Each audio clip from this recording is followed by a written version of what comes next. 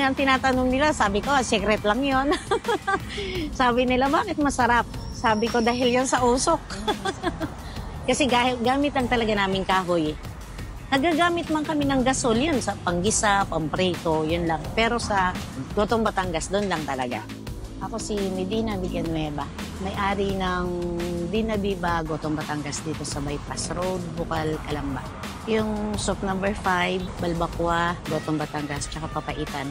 Yung Papaitan dito, ngayon lang, pero Gotong Batangas lang talaga, kaso marami naghahanap. Itinayo namin ang Gotong Batangas dito, wala talagang Gotong Batangas dito, pero ngayon madami na.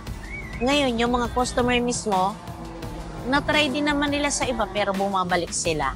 Laman ng Gotong Batangas namin, laman ng baka, balat ng baka, tsaka yung dila, mata, tsaka yung sa soup number 5, yung bat and ball.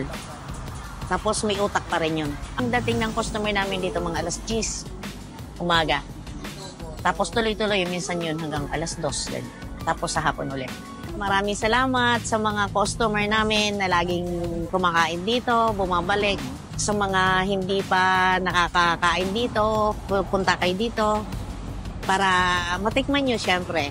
Dinabiba, Gotong Batangas.